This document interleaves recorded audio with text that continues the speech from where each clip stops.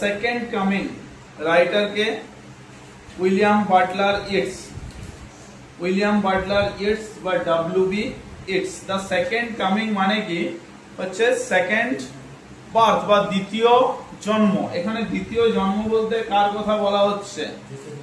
যিশু খ্রিস্টের জন্ম বলা হচ্ছে, জেসাস ক্রাইস্ট। ঠিক আছে, তো এই কবিতাটি লিখেছেন কে? উইলিয়াম বাটলার ইটস, যার জন্ম হচ্ছে 1865 এবং মৃত্যু 1939। তিনি একজন আইরিশ পোয়েট ছিলেন। ঠিক আছে, আর এই কবিতাটার এই যে দ্য সেকেন্ড কামিং, এই কবিতাটা এর আগে যে নামটা ছিল সেটা কি ছিল? The second birth. ঠিক আছে, দ্বিতীয় জন্ম। The poem was written in 1919। কবিতাটি কত সালে লেখা হয়েছিল? 1919 সালে। এবং 1920 সালে প্রথম এটাকে পাবলিশ করা হয়েছিল। কোথায়? একটা ম্যাগাজিনের মধ্যে। 1920 সালে একটা ম্যাগাজিনের মধ্যে পাবলিশ করা হয়েছিল এটাকে প্রথম, যেটার নাম ছিল দ্য ডায়াল। ঠিক আছে, দ্য ডায়াল নামে একটা ম্যাগাজিনে 1920 সালে প্রথম এটাকে পাবলিশ করা হয়েছিল। আবার তার একটা কালেকশন অফ ভার্সেস, কবিতার কালেকশনের মধ্যে এটাকে প্রকাশ করা হয়েছিল দ্বিতীয়বার, যেটা 1921 সালে। এবং সেই কালেকশনটার নাম কি ছিল? Michael Roberts and the dancer. Michael Roberts and the dancer নামক যে কালেকশন অফ ভার্সেস বা পোয়েমস, সেখানে সেটা দ্বিতীয়বার পাবলিশ হয়েছিল। প্রথম হয়েছিল 1920 সালে একটা ম্যাগাজিনের মধ্যে, যেটার নাম ছিল দ্য ডায়াল। এবং দ্বিতীয়বার হচ্ছে একটা কালেকশন অফ ভার্সেস, যেটা হচ্ছে Michael Roberts and the dancer. Okay, আর এই যে দ্য সেকেন্ড কামিং নামটা বা এই যে সেকেন্ড কামিং টার্মটা, এটা এসেছে কোথা থেকে? এটা এসেছে একটা বই থেকে, যার নাম হচ্ছে the book of revelations. The book of revelations. ঠিক আছে, যেটা একটা বাইবেলের part. The book of revelations কি অ্যাকচুয়ালি একটা পার্ট অফ দ্য বাইবেল। বাইবেলের একটা পার্ট এটা। আর এটা লেখা হয়েছিল কখন? প্রত্যেকটা জিনিস শর্ট কোশ্চেনের জন্য আগেই বলে দিচ্ছি, মানে প্রি ওকেশনটা পুরোটাই আমি বলে দিচ্ছি, কোথা থেকে নেওয়া হয়েছে, কে লিখেছে, কখন লিখেছে, আর এটাকে কখন লেখা হয়েছিল? প্রথম বিশ্বযুদ্ধের পর, after the first world war. ঠিক আছে, প্রথম বিশ্বযুদ্ধের পর। এটার মধ্যে আমরা এটাই দেখতে পাবো যে প্রথম একটা যুদ্ধ হলে, পুরো একটা দেশের মধ্যেই যুদ্ধ হলে তো একটা মানে ভয়াবহ অবস্থা হয়ে যায়। আর ওটা তো ছিল বিশ্বযুদ্ধ, পৃথিবীতে যুদ্ধ চলছিল, পুরো সমস্ত দেশগুলো যুদ্ধের মধ্যে জড়িয়ে যাচ্ছিল একে একে। এবং সেই যুদ্ধের পর আলটিমেটলি মানুষ কি অবস্থায় ছিল, দেশে প্রত্যেকটা দেশের কি অবস্থা, সেটা এখানে তুলে ধরা হয়েছে। ঠিক আছে, এখানে দেখ, এবার কবিতায় আয়। জিনিসটা ক্লিয়ার তো এখন পর্যন্ত? লিখেছে ডব্লিউ.বি. ইটস, 1919 সালে লেখা। 1920 সালে দ্য ডায়াল ম্যাগাজিনের ফার্স্ট পাবলিকেশন। সেকেন্ড হচ্ছে 1921 সালে কিসের মধ্যে? একটা কালেকশন অফ পোয়েমস এর মাধ্যমে, যেটার নাম হচ্ছে Michael Roberts and the dancer. ঠিক আছে, এবং এটার প্রি ওকেশনটা হচ্ছে কি নিয়ে লেখা হয়েছে? আমাদের যে বিশ্বযুদ্ধ, প্রথম বিশ্বযুদ্ধ, তারপরে দেশের মধ্যে, আমাদের পুরো পৃথিবীর মধ্যে যে একটা অরাজক অবস্থা, মানে একটা বন্ডুলে অবস্থায়, যে যা খুশি করছে, কেউ কারো কথা শুনছে না, কোনো নিয়ম মানছে না, সেই পরিস্থিতিটাকে নিয়ে এই কবিতাটা লেখা। ঠিক আছে, এখানে বলছে যে এই সমস্যাটার সমাধান করতে একমাত্র ভগবানের দ্বারা সম্ভব। এটা যেহেতু খ্রিস্টান মাইথোলজিতে লেখা, খ্রিস্টানদের দ্বারা লেখা, তাই তারা জেসাস ক্রাইস্টের কথা বলছে। আমরা যদি আমাদের ধর্মে কিছু বলি, তাহলে আমাদের নেক্সট শ্রীকৃষ্ণের, নারায়ণের যে নেক্সট অবতার, সেটার নাম কি আমরা জানি? দশম অবতার যেটা হতে চলেছে, বলছে কলির ধ্বংস হবে দশম অবতার এলে। কি সেটা, নামটা কি? কলকি। কলকি নামটা শুনেছিস তো? হ্যাঁ, শুনিস নাই? কলকি অবতারের নাম শুনিস নি? আশ্চর্য। তো দেখ, অনেকগুলো অবতার রয়েছে ভগবানে, আমাদের যে নারায়ণের অনেক অবতার রয়েছে। ধর একটা বামন অবতার আছে, শ্রী চৈতন্য আছে, রাম আছে, কৃষ্ণ আছে, কচ্ছপ অবতার একটা আছে, এবং অনেক অবতার আছে। শ্রী চৈতন্য হচ্ছে একটা শান্তির প্রতীক। আবার যদি নরসিংহ একটা দেখতে যাস, তাহলে নরসিংহ কি ভয়ঙ্কর, দেখলেই ভয় লাগে, ঠিক আছে। যেমন ধর মা কালী আছে, মা দুর্গা আছে। মা কালী হচ্ছে ভয়ঙ্করী, আবার দুর্গা হচ্ছে আমাদেরকে খুব ভালোবাসে, শান্তি দেয়। আর মা কালীর মূর্তি দেখতে গেলে ভয় লাগে ছোট ছেলের, এরকম অবস্থা, ঠিক আছে। তো দেখ, এবার দেখ কিরকম অবস্থাটা হয়েছিল পুরো পৃথিবীর মধ্যে, যে কারণে কবি একটা কল্পনা করছে যে এই সেকেন্ড বার্থটা, জেসাস ক্রাইস্টের সেকেন্ড বার্থটা যেন হতে চলেছে। এই মানে পরিস্থিতিটা দেখে সে একটা কল্পনা করছে। কি বলছে দেখ, turning and turning in the widening gyre. Turning and turning মানে গোল গোল করে ঘুরে চলেছে। ইন এ ওয়াইডেনিং জায়ার, জায়ার মানে এক বৃত্ত বা বলয়। একটা বিরাট বড় বৃত্তাকার করে একটা সাইক্লোন বা একটা ঘূর্ণিঝড় হলে যেমন হয়, ঠিক সেরকম গোল গোল করে ঘুরে চলেছে। কে ঘুরে চলেছে? The Falcon that can not here the ফ্যালকনার, যে ফ্যালকনারের কথা শুনতে পাচ্ছে না। বাজ পাখি ঘুরে চলেছে গোল গোল করে, এবং সে কি করছে না, তার মালিক, তাকেই ফ্যালকনার বলা হচ্ছে। বাজ পাখির মালিককে কি বলা হচ্ছে?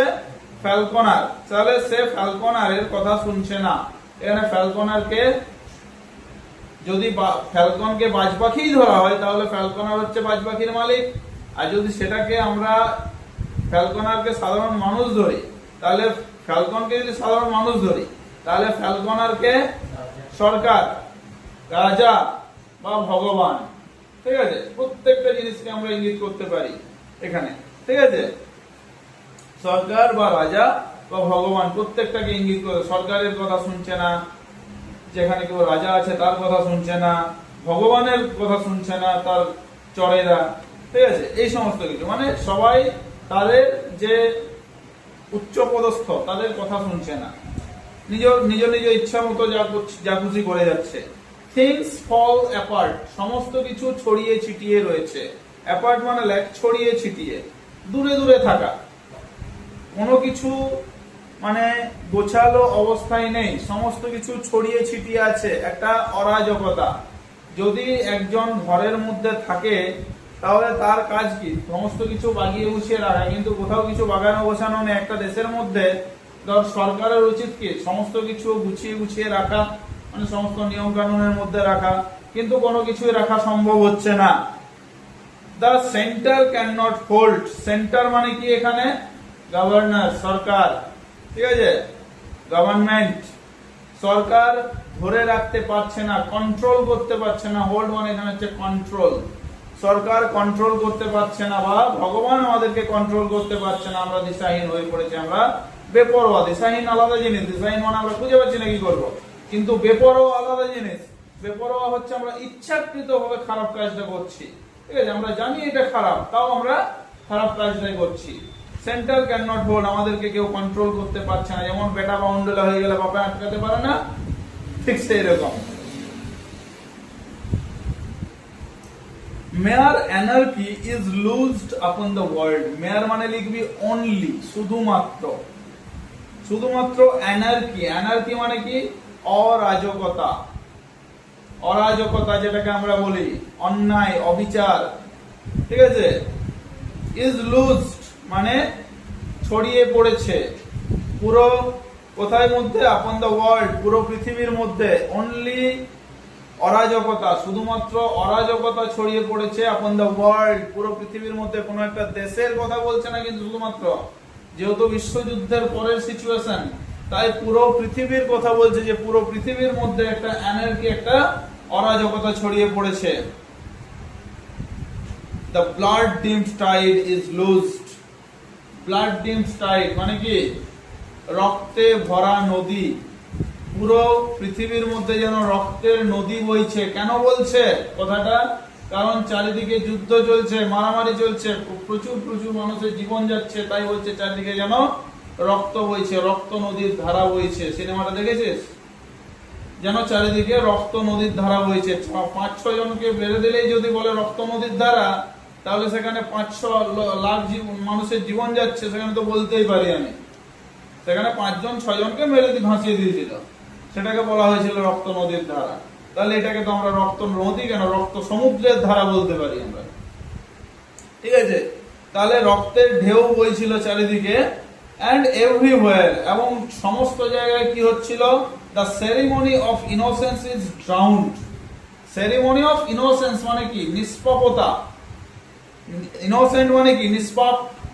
Ceremony of innocence মানে হচ্ছে নিষ্পাপতার অনুষ্ঠান। কোথাও আর কোনো নিষ্পাপতার অনুষ্ঠান নেই, কোথাও কোনো ভালো অনুষ্ঠান নেই, কোথাও কোনো ভালো কাজ হচ্ছে না। চারিদিকে কি হচ্ছে? শুধু অন্যায় হচ্ছে, অবিচার হচ্ছে, খারাপ কাজ হচ্ছে, কোথাও নিষ্পাপ কাজ, ভালো কাজ কিছু হচ্ছে না। সমস্ত কিছু ড্রাউন্ড হয়ে গেছে, মানে ডুবে গেছে। নিষ্পাপ কাজকর্ম ডুবে গেছে, কোনো মানুষ ভালো কাজ করছে না, সব চুরি, মারামারি, কাটাকাটি, ডাকাতি, দেখে দেবো, মেরে দেবো, কেটে দেবো, এরকম ডায়লগ সবার। The best lack all conviction. The best, best মানে কি? Good people, ভালো মানুষেরা। বেস্ট বলতে এখানে কারা? সেরারা বা ভালো মানুষেরা। ল্যাক, তাদের মধ্যে অভাব হয়ে গেছে, তাদের মধ্যে অভাব ঘটেছে, ভালোদের মধ্যে অভাব ঘটেছে। কিসের? বেস্ট মানে কি এখানে? ভালোরা। তাদের মধ্যে ল্যাক হয়েছে মানে হারিয়ে ফেলেছে, তাদের মধ্যে অভাব ঘটেছে। কিসের? কনভিকশন। কনভিকশন মানে কি? আত্মবিশ্বাস। যারা ভালো ভালো মানুষ ছিল, দেশের ভালো ভালো যারা মানুষ ছিল, তাদের মধ্যে আত্মবিশ্বাস হারিয়ে গেছে যে আমরা আর দেশের মানুষকে শান্ত করতে পারবো না, ভালো করতে পারবো না, সৎ পথে নিয়ে আসতে পারবো না। তারা সমস্ত কিছু আশা ভরসা হারিয়ে ফেলেছে। আর এই সময়ে কি হয়? যখন পুলিশ হাত গুটিয়ে দেয়, তখন কি হয়? চোরের দাপট বেড়ে যায়। তাহলে যখন সমস্ত ভালো মানুষেরা হাত গুটিয়ে নিয়েছে, নেতাজির মতন ব্যক্তিরা, গান্ধীজির মতন ব্যক্তিরা যখন হাত গুটিয়ে নেয়, তখন কি হয়? ব্রিটিশদের টর্চার বাড়তে থাকে। ঠিক আছে? সেইটাই হয়েছে। তাহলে সমস্ত ভালো ব্যক্তিরা তাদের হাত গুটিয়ে নিয়েছে। কবিতাটা ক্লিয়ার বুঝতে পারছিস তো? সমস্যা নাই কিছু, এখন পর্যন্ত কোনো টাফ কিচ্ছু পাইনি কিন্তু।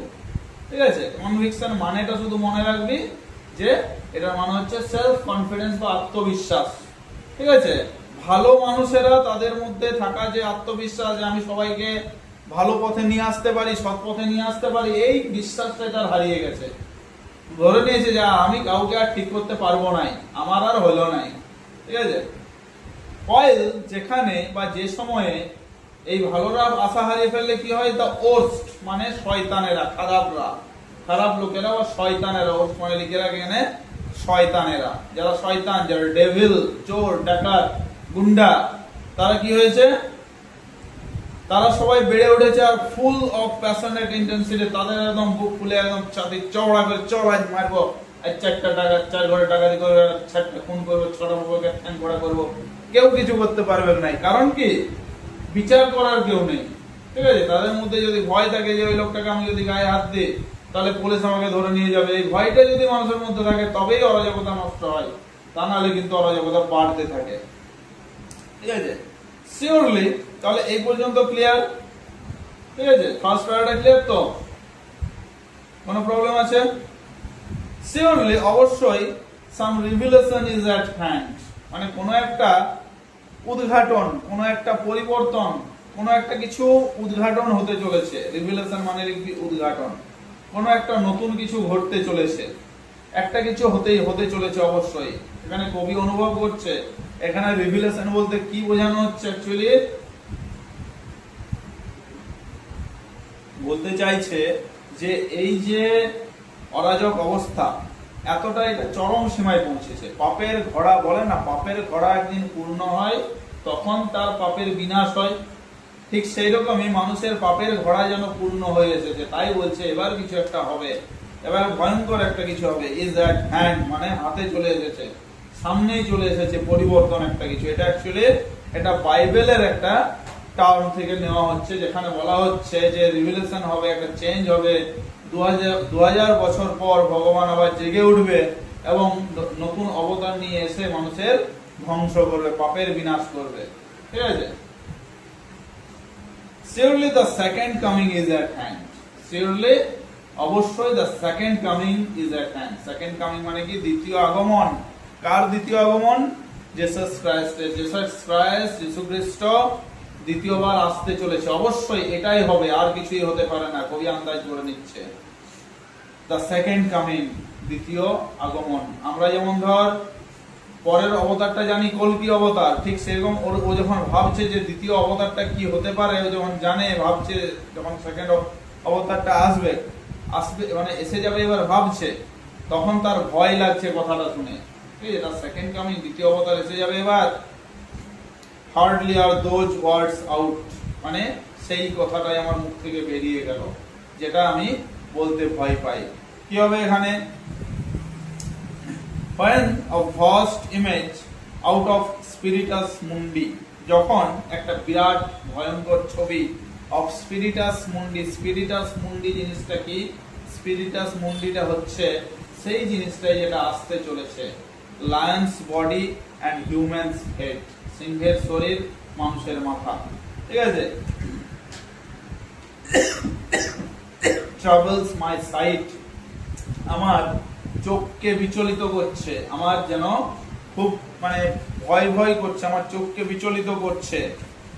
somewhere in sands of the desert, কোন জায়গায় ওই মরুভূমির বালিতে।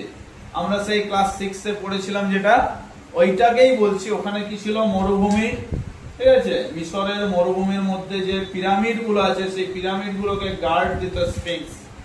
সেই স্ফিংসের মতোই দেখতে lion's body and human's head, এই মানে স্পিরিটাস মুন্ডিটা আসতে চলেছে।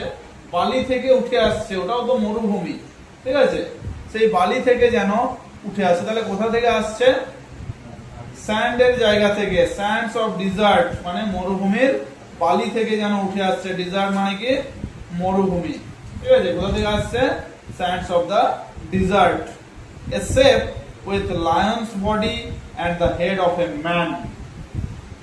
The shape of a lion's body মানে তার শেপটা, তার আকৃতিটা কেমন হবে? যে অবতারটা আসছে তার আকৃতিটা কেমন হবে? সেটা হবে লায়ন্স বডি, মানে সিংহের শরীর। শরীরটা হবে সিংহের, but the head will be of a man, হেডটা হবে মানুষের। ঠিক আছে? ভয়ঙ্কর দেখতে হবে। a gaze blank, এক দৃষ্টে যেন তাকিয়ে থাকছে।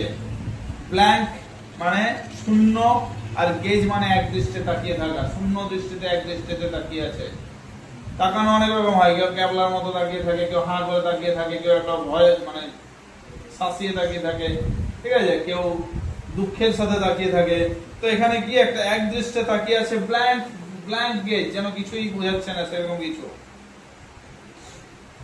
and pitiless as the sun, এবং pitiless, পিটি মানে কি? দয়া, মায়া। আর pitiless মানে কি? তার বিপরীত, দয়া মায়াহীন। ঠিক আছে? দয়া মায়াহীন একটা দৃষ্টি। ঠিক আছে? as the sun, যেমনটা হয় সূর্য। সূর্য যখন তাপ দেয় গ্রীষ্মকালে কতটা ভয়ঙ্কর হয়, বাইরে বেরোনো যায় না। এখন তো অনেক কমে গেল। যখন বৈশাখ মাস, জ্যৈষ্ঠ মাস চলছিল, বাইরে বেরোতে পারছিলে? বাইরে বেরোতে মনে হচ্ছিল গায়ে যেন ফসকা পড়ছে। ঠিক আছে? সেই রকমই একটা ভয়ঙ্কর চেহারা নিয়ে, ভয়ঙ্কর একটা রূপ নিয়ে, ভয়ঙ্কর একটা তাপ নিয়ে শরীরের মধ্যে সে যেন আসছে, ভয়ঙ্কর একটা দৃষ্টি নিয়ে। is moving its slow thighs, সে যেন আস্তে আস্তে পা ফেলে ফেলে হেঁটে হেঁটে আসছে। স্লো thighs, তার আস্তে আস্তে সে পা ফেলে ফেলে হেঁটে হেঁটে আসছে। while all about it, যখন এগিয়ে আসছে। দেখবি ক্লাস 6 এর বইটা কারো কাছে নিয়ে একবার ছবিটা দেখবি, স্ফিংসের এগিয়ে আসছে। সে যেন যখন এগিয়ে আসছে, তার উপরে কিছু একটা দেখা যাচ্ছে। অল অ্যারাউন্ড, চারিদিকে কি দেখা যাচ্ছে? রিল, ঘূর্ণায়মান অবস্থায়। রিল মানে কি? ঘূর্ণি। এখানে ঘূর্ণায়মান অবস্থায় একটা যখন স্ফিংসটা আসছে হেঁটে হেঁটে, তার উপরে চারিদিকে উপরে গোল গোল করে ঘুরছে। Shadows of the indignant desert birds, কি ঘুরছে? ইন্ডিগন্যান্ট ডিজার্ট বার্ডস এর শ্যাডো। শ্যাডো মানে কি? ছায়া।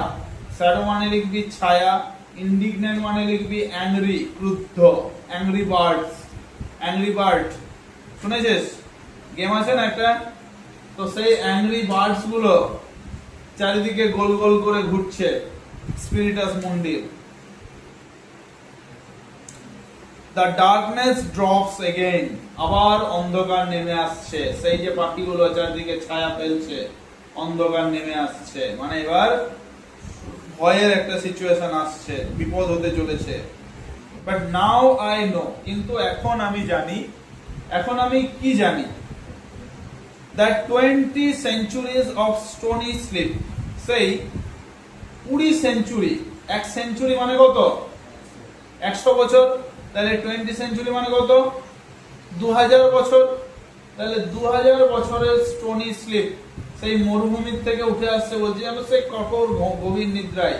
যেমন কুম্ভকর্ণকে উঠানো যায়নি 6 মাসের আগে সহজে, বহু কাণ্ড করতে হয়েছে তবে উঠানো গেছে, ঠিক আছে? ঠিক সেই রকমই এই যে 2000 বছরের স্টোনি স্লিপ, ঠিক আছে?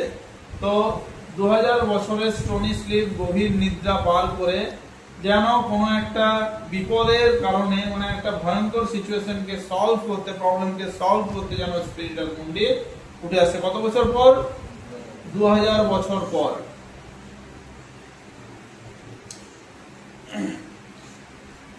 ওয়ার ভেক্সড, এই যে 2000 বছরের ঘুমটা, এটা ভেক্সড হয়েছিল। স্টোনি স্লিপ ওয়ার ভেক্সড মানে ডিস্টার্বড, লাইক ডিস্টার্বড। ভেক্স মানে কি? ডিস্টার্ব করা, বিরক্ত করা।